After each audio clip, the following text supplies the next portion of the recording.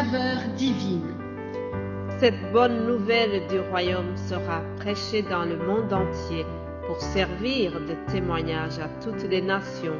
Alors viendra la fin.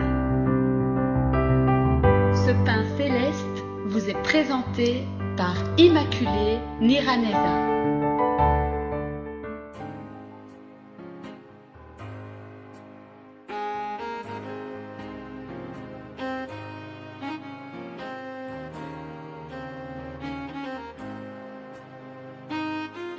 Shalom, shalom, bien-aimés qui suivent l'émission Saveur Divine. Que la paix de Christ soit avec vous.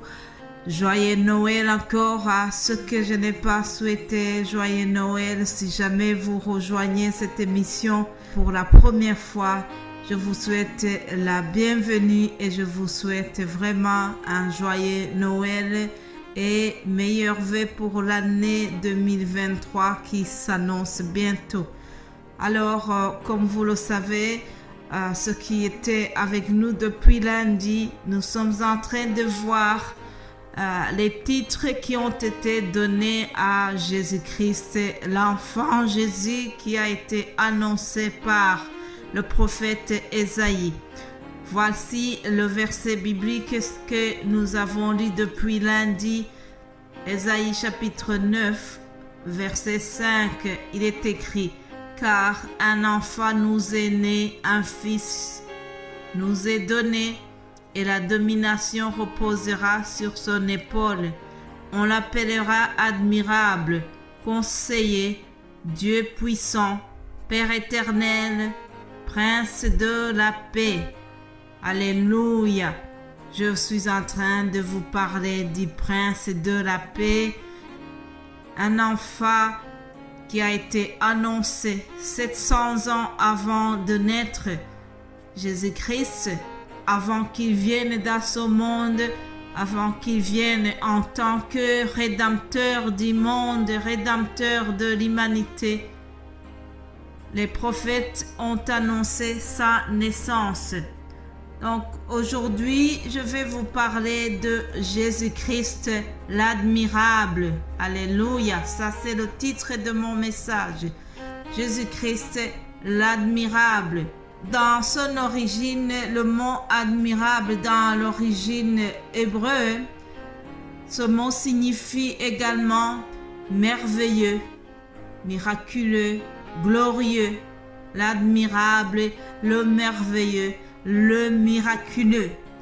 Alors, nous allons voir en quoi est-ce que Jésus-Christ qui était annoncé, en quoi est-ce que cet enfant qui va naître est miraculeux, admirable, glorieux, victorieux. Alléluia.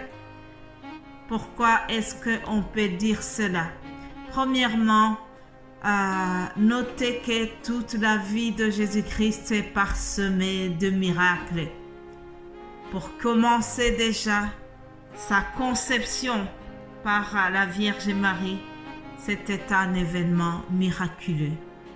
C'est une conception exceptionnelle, une conception par le Saint-Esprit. Aucune autre femme dans le monde n'a conçu un enfant de cette manière-là. Marie est unique, Marie est une première, et ça a été comme ça depuis l'éternité. Donc jusqu'à l'heure où je vous parle, je peux affirmer que personne d'autre n'a conçu miraculeusement. La manière dont Jésus-Christ a été conçu est unique. Alléluia.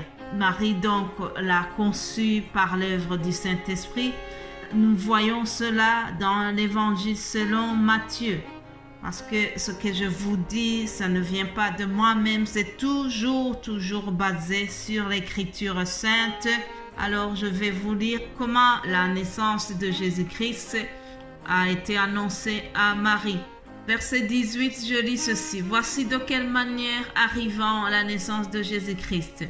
Marie, sa mère, ayant été fiancée à Joseph, se trouva enceinte par la vertu du Saint-Esprit, avant qu'ils aient habité ensemble. Joseph, son époux, qui était un homme de bien et qui ne voulait pas la diffamer, se proposa de rompre secrètement avec elle.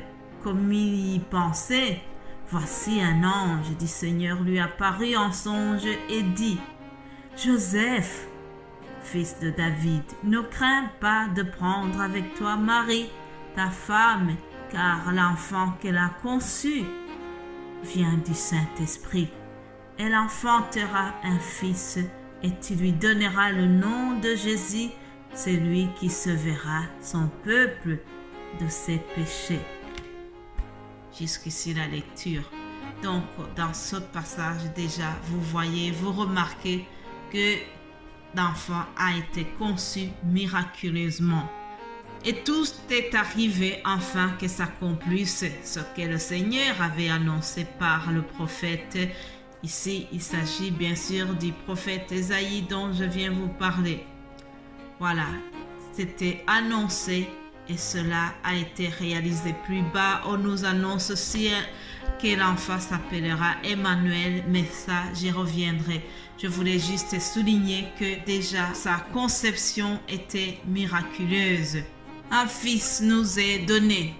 Le fils a grandi. Le Fils a travaillé pour le Père Céleste qu'il avait envoyé pendant 3 années de son ministère. Il a manifesté les œuvres du royaume de Dieu. Pendant ce ministère, Jésus-Christ a été remarquable, admirable par ses œuvres. Je vais vous citer juste un exemple qui nous montre comment il a été admirable. Dans l'évangile selon Jean, chapitre 2, à partir du verset 11, je vous lis ceci. Tel fut à Cana en Galilée le premier des miracles que fit Jésus. Il manifesta sa gloire et ses disciples crurent en lui. Ici, il s'agit d'un passage où Jésus-Christ était invité dans un mariage à Cana. Et puis, la catastrophe est arrivée parce que les provisions ont manqué. Il n'y avait plus de vin. Alors, qui dit absence de vin, dit absence de joie. C'était la panique totale dans la cérémonie. Alors, Marie était aussi dans la cérémonie. Les disciples étaient aussi avec Jésus. Alors, on nous dit que donc Marie s'est adressée à son fils pour lui dire, voilà, fais quelque chose parce qu'il manque du vin. Au verset 5, nous voyons que Marie a dit aux serviteurs, faites ce qu'il vous dira. Alors, les serviteurs ont obéi. Il y avait 6 vases de pierre destinés aux purifications des Juifs. Et Jésus-Christ leur a demandé de remplir d'eau ces vases. Et ils ont obéi, ils ont rempli les vases. Et puis, Jésus leur a dit de puiser. Puiser, certainement qu'ils s'attendaient à ce qu'ils vont retrouver l'eau qu'ils ont mis dedans. Et puis, on a demandé à l'ordonnateur du repas, je pense que c'est le maître de cérémonie. Aujourd'hui, on l'aurait appelé maître de cérémonie. Alors, on lui a demandé d'aller goûter ce qu'ils avaient mis dans ces vases et d'aller goûter. Et lorsque le maître de cérémonie a été goûté, l'eau qu'on avait mis dans les vases était transformé en vin. Du vin qui est très bon, le vin qui était meilleur que celui qu'ils avaient bu auparavant. Donc l'eau que les serviteurs avaient mis dans les vases a été transformée en vin. Ça, c'est le premier miracle que Jésus-Christ a fait.